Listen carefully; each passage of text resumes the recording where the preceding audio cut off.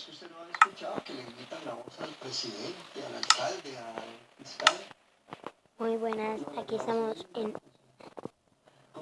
Salvando Vidas con un cubo de agua y parte 2.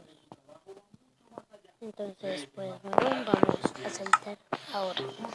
Es intentar devolverle el sosiego a todas esas almas en pena que lo buscan, porque una ligera tortura roba el sueño. Yo tragué muchos años en silencio.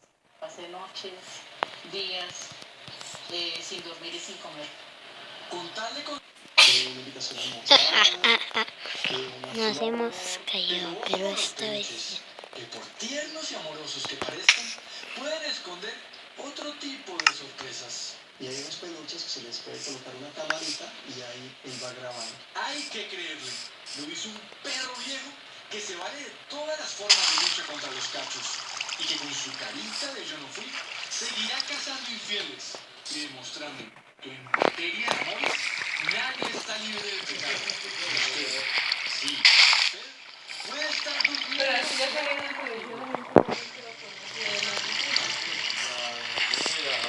O sea, yo de pronto era la entrevista, pero con tapaba la cara, bueno. Pero cuidado, porque algo como un fantasma siempre está a la cita. Nos pueden seguir en @informantes.tv, escribirnos a los informantes@caracoltv.com.co. Información en séptimo día pedófilos, que aunque estuvieron condenados hoy relacionados con los niños. No se lo pierdan. Nosotros nos vemos como siempre el próximo domingo con otras 3 grandes historias. Buenas noches. Este programa es familiar para todas las edades. Contiene escenas de sexo y violencia. Debe ser visto en compañía de adultos. Tiene subtítulos de apoyo. Caracol consume la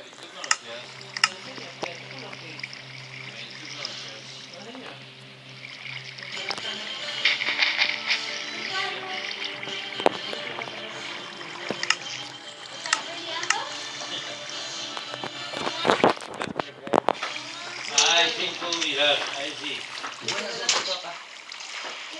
Si usted es padre de un menor, le gustaría